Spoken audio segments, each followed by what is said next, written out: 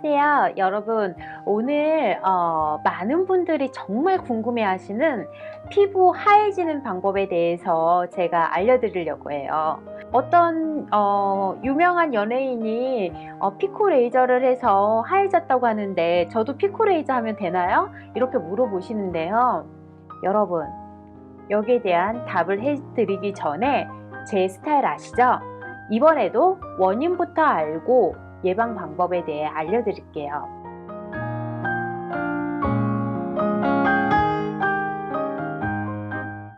피부 속에 멜라닌 색소가 표피의 기저층에 존재하면서 피부의 미백과 어두움에 영향을 미치기 때문에 내 피부가 어두워 보이고 밝아 보이고 하는 거예요. 이 멜라닌 색소라는 거는요, 자외선, 우리 피부가 자외선을 받거나 아니면 항산화제를 사용하지 않거나 아니면 유전적인 요인으로 인해서 과분비가 될 수 있어요. 그럼 어떤 과정으로 이 멜라닌 색소가 만들어지는지 알아볼게요.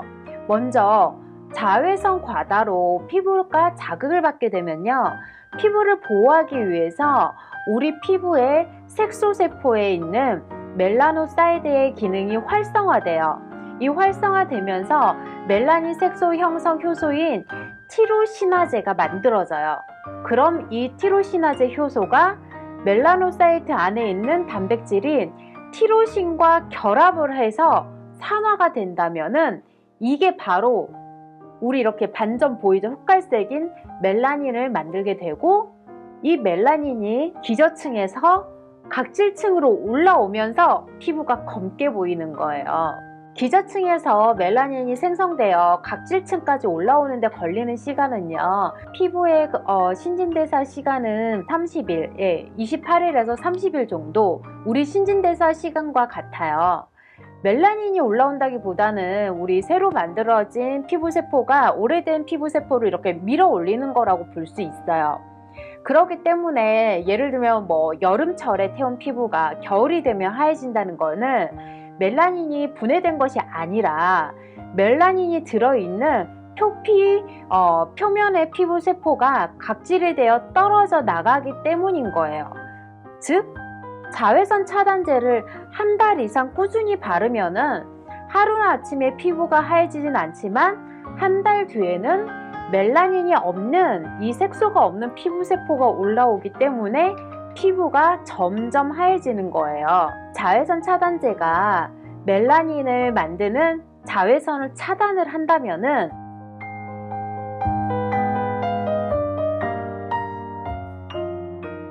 일반적으로 생각하는 것처럼 이미 만들어진 멜라닌을 분해해서 피부를 하얗게 만들어주거나 그러진 않아요. 그래서 여기 반점 있는데 어떻게 없애요? 이렇게 물어보시잖아요. 그렇다면 미백 물질이 직접 피부를 하얗게 만드는 것이 아니라면 대체 어떤 작용을 하는 것인지 그림을 보면서 제가 다시 설명을 해드릴게요.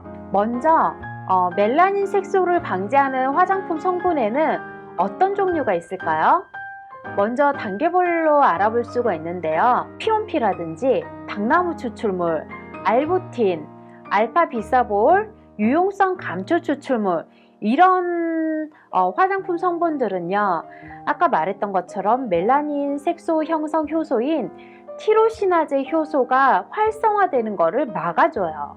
근데 여기서 피온피 같은 경우는 혈소판에서 분비되는 상처 치유 물질의 유사체거든요.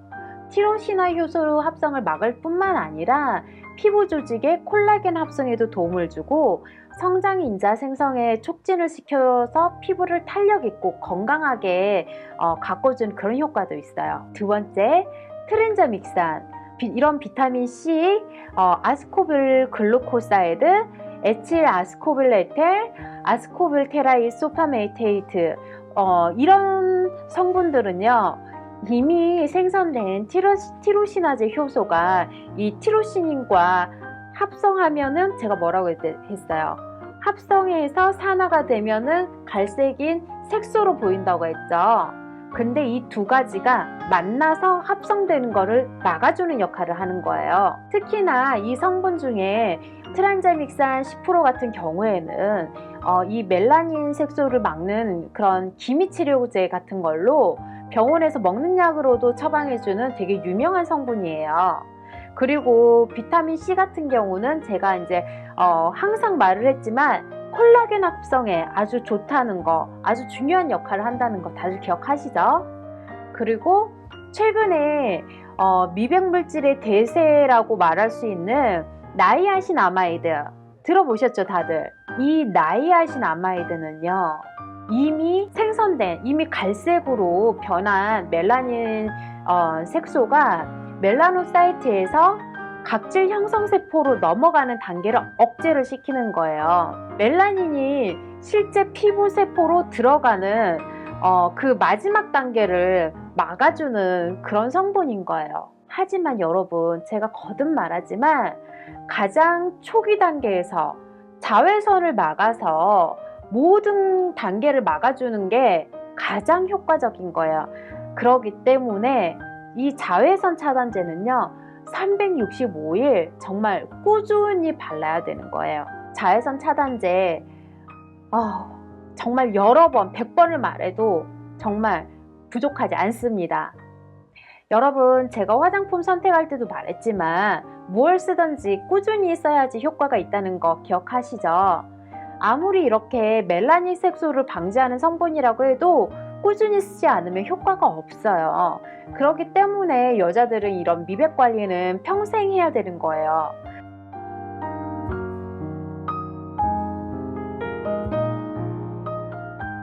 그렇다면 아니 선생님, 미백 주사 맞으면 안 돼요? 저 화장품 바르는 거 귀찮아요. 저 미백 주사 맞을래요. 이렇게 물어보시는 분들 앞에 계셨죠. 제가 이 미백 주사에 대해서 설명을 해드릴게요. 먼저 이 미백 주사 같은 경우는 미국의 팝 가수 비욘세 아시죠? 이 비욘세가 즐겨 맞는다고 해서 배곡 주사라고 이렇게 한국에서 알려지면서 이제 많은 분들이 미백 주사로 사용하고 있는데요. 이 미백 주사의 주 성분은 글루타치온이에요. 이 글루타치온은 항산화 효과와 피부 미백에 효과가 있다고 알려져 있어요. 하지만 이 글루타치온은 우리 간에서 자연적으로 존재하는 항산화 물질이에요. 이 간에서 나오는 독성 물질을 해독하는 그런 물질인 거예요. 따라서 뭐 지방간이라든지 간 질환이 있을 때는 이 글루타치온이 든 성분이든 정맥 주사를 맞으면 효과를 보지만 유명 연예인들이 이 주사를 맞고 피부가 하얘졌다고 해서 뭐 배곡 주사라는 이름은 붙었지만 미용 목적으로 이 배곡 주사를 처방하는 일부 병원들은요, 글루타치온이 멜라닌 색성 합성을 막아서 피부를 희게 만든다고 주장을 하는데요. 이 글루타치온이 피부 미백에 도움이 된다는 임상 실험 결과는 없어요. 오히려 식품의약품청 FDA 아시죠? 여기서 2011년도에는요, 피부 미백을 목적으로 글루타치온을 주사하면은 부작용을 겪을 수 있다고 경고한 적도 있어요. 그 부작용으로 백반증이나 저색소증 아니면 피부 위축 같은 이런 부작용이 생길 수 있는 위험이 있으니까요.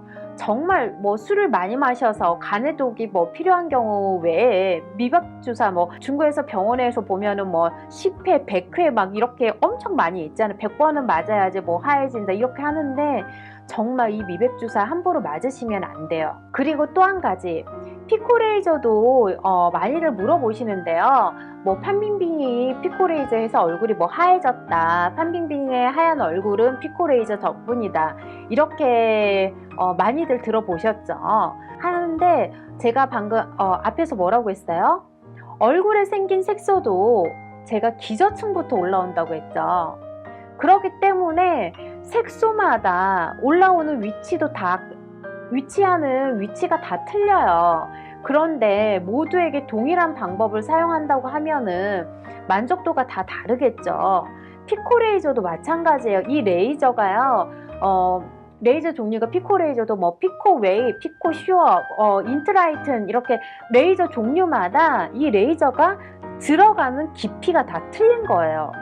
이 레이저의 파장이 들어가는 깊이가 틀리고 멜라닌 흑광도가 또 틀리기 때문에 이게 같은 사람한테 모두 다른 사람한테 똑같은 피코레이저, 한 종류의 피코레이저를 했을 때는 사람마다 다 그 만족도가 틀리게 되는 거예요. 예를 들어서 피코웨이 같은 경우는 532 나노미터로 노랑 색소와 빨강 색소에 작용을 하고요. 피코슈어 같은 경우는 제일 많이 쓰는 건데요. 755 나노미터까지 들어가고 초록이랑 파랑, 보라 이런 색소에 작용을 해요. 그리고 인라이튼 같은 경우는 1064 나노미터까지 들어가고 검정색 색소에 반응을 하는 거예요. 그래서 정말 색소 레이저를 할 때는 개개인의 피부 타입과 색소의 종류 그리고 이 깊이를 디테일하게 따져보시고 고려해서 최적의 레이저를 선택해야 하는데 보통은 이 기계가 너무 비싸서 병원들이 여러 개를 가지고 있지 않아요. 그리고 제대로 된 병원이 아닌 곳에서는 또 전문가가 하는 곳이 아니기 때문에 내 색소가 어느 위치에 있는지조차도 잘 모르는 경우도 많고 이 내가 가지고 있는 레이저가 빨간 색소에 작용을 하는지 파란 색소에 작용하는지를 모르고 사용하시는 분들도 굉장히 많아요. 그렇기 때문에 이런 색소 레이저를 할 때는 정말 제대로 알아보시고 제대로 된 병원에 가셔서 하셔야 돼요. 그리고 밖에서 하는 제대로 된 병원이 전문적인 병원이 아닌 곳에서 이런 레이저를 했을 때 나는 피코 레이저인 줄 알았는데 이게 피코 레이저가 아니고 Q-스위치 나노 레이저일 수도 있어요. 이런 Q-스위치 나노 레이저 같은 경우는 전문가가 사용하지 않으면 색소 입자를 파괴하는 과정에서 파괴는 돼요. 하지만 지나친 열 자극으로 탈색반 등의 이런 부작용을 발생할 수 있으니까요. 레이저 꼭 병원에 가셔서 전문가에게 레이저 전문 의사에게 받도록 하세요.